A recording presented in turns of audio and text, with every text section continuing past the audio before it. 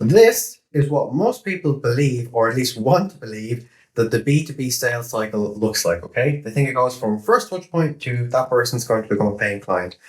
The reason people get upset is because we have these expectations in the world of B2B that this is how things are going to work. Any particular campaign that we launch, okay? Doesn't matter whether it's outbound, inbound, paid, doesn't matter whether we meet somebody at a convention, a seminar, does not matter, okay? Trade show, whatever it might be. This is the assumption that we all have, that that person's going to think we have the most amazing product in the entire world and they're going to immediately give us money, okay, and become a regular paying customer. That is just not how it works in reality, okay? So, again, like I said, it doesn't matter what particular campaign you're launching, doesn't matter whether you're at a trade show, doesn't matter where you meet somebody for the first time or get their attention for the first time, that this is not in reality how it works, okay? Now, the reason that a lot of campaigns don't work in B2B is because people have this assumption, okay? We need to absolutely get it out of our heads that this is not how it works in reality, okay? It's absolutely different for every single lead as well, okay? Now, I could just go over one particular example that I can show you here at the moment. So, if I flip the board around here, we can see on this one particular example, and I'll walk through all the steps here, what they actually mean, what's happening here. Again, this is completely, let's say, imaginary. This is potentially how this could, hypothetical, that was what I was looking for. This is completely hypothetical, but again, this is how something could go for you, again, depending on what you have in place. But again, there's so many different variables, so many different ways that this can happen as well, okay? So as an example, let's say that you start with your email outreach, okay? That person has no interest, they don't reply, you don't hear anything from them, anything at all, okay? The next step, which your next touch point could be, next point you get their attention could be, again, email outreach, or it could be a follow-up, okay? Now, this could be follow-up 2, it could be follow-up 7, it could be follow-up 10, I don't know, okay? Again, depending on how many follow-ups you do as well, okay? As I said in previous videos, we have had people who've become paying customers reply to us on our 8th reply. We typically do 10 follow-ups with different people. Again, but the way that we kind of do our follow-ups is to show that you're not on a particular list, this isn't a robot, we're not AI, that this is real, okay? So again, let's say that person, they don't even actually reply to you, let's say, in this example, on email number 7, okay? But they do look you up online, they do look at your email address, they see what your domain name is, they look that up, and again, if you're doing email outreach, you should be using not your own original domain where your website is hosted, you should have separate domains for outreach, and they redirect to your main website, okay? So let's say someone goes to your main website to see what you're all about, and then, because they're on your website, a retargeting pixel kicks in as well, okay? So let's say that after they've clicked on your website and they've had a look, and for whatever reason they didn't perceive anything at that moment in time, they didn't even reply to your email, but 30, 60, even 180 days later, they are retargeted with your particular ad, whatever it may be, and then they actually go back to reply to your email. Oh, actually, yeah, I did see your email. I did get all your follow-ups as well. I did have a look at your website. I just never had the time to reply. We had something else on our plate. We were busy doing X, Y, and Z, okay? That's extremely common that this happens as well, okay? Because again, people are busy. You have to understand that as well. So let's say that we've gone through all this now and that person's only replied to us now. This could be 60, 190 days later, whatever it might be as well, okay? So after that person replies and says, yes, we're interested, and this all looks good, blah, blah, blah. But we need to wait till next quarter because we're currently finishing up whatever it is with this particular thing, blah, blah, blah, and whatever excuse people want to use. So at that stage then, add that person on LinkedIn. Say, yeah, no bother, totally understand that. But then add them on LinkedIn, okay? Now, if you are doing LinkedIn correctly, you should be either sharing your own sort of kind of thought leadership stuff, or if the company is sharing things, you should be sharing that as well. So again, when that person is on LinkedIn, that you're kind of being, they're being reminded that you still are there to help them with a particular problem that you have. And then after that, you can even do some PPC. And by PPC, I mean pay-per-click, paid advertising. Let's say it is on LinkedIn as well. Again, if we know that person is on LinkedIn and active, which we can tell by looking at their profile, then all we have to do is just kind of advertise so people can get ourselves back into their heads to say, yes, we're still here. Yes, we can still solve your problem. And if they still have the problem, what they hopefully will do then is book a call, okay, or a demo or whatever it is in your particular organization, okay?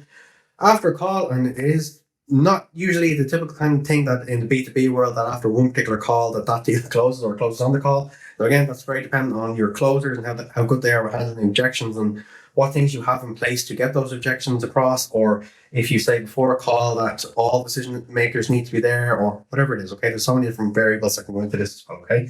But regardless, for the vast majority of you watching this, you aren't going to have one call closes in the B2B world. So again, let's say you don't have a one call close, but yes, they are interested. Yes, they want to move forward, but they have to get permission from decision makers. They have to get the buy-in from all the department heads. They have to, whatever it is, X, Y, Z. You know yourself in the B2B world, there's a lot that needs to happen here as well, okay? So whilst that's happening, what I would suggest to do, and again, let's just assume that you do this, is to retarget as well, okay? Now, you can retarget not only their particular LinkedIn, you can actually retarget everybody from that particular company on LinkedIn as well, if you wanted to do that particular campaign, which I'd recommend, because that's how these people who are, or essentially the people who need to be the decision makers, we're going after them as well. Now, hopefully this person who was on the call has told the decision makers, yeah, I've had a chat with these particular people, they can help us with our XYZ problem. So again, hopefully then these people, when they're being not even retargeted, but we can set up different campaigns and do retargeting, so that if any of those people were on our website, we can retarget them, or if we're, this should actually be or/PPC. Because retargeting if they've been on our website, or PPC because we can just target everybody from that particular company on LinkedIn as well, okay? And again, a lot of people don't know that you can do that on LinkedIn. It's very, very powerful, very helpful. But again, that just constantly puts trust signals into the heads of these people as well, okay? So again, let's say that these people, they look you up online to see, well, what do these people actually do, blah, blah, whatever it might be. So they find you via SEO on your website. And then again, there's lots of different ways that those people can be, again, retargeted. This can kind of actually go back and forth, this one here a little bit.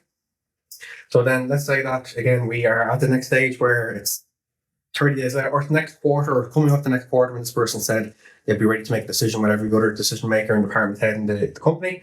We can actually message them on LinkedIn, okay, or we can email them, or do both, depending on what way you want to look at that as well, okay. Then have another call, which is typical in the B2B world, unfortunately, with all the decision makers, all the department heads, everyone that's relevant that needs to be involved here. And then again, that's where you can get the buy-in from everybody there as well. And that's when they turn into a paying client or paying customer as well, okay.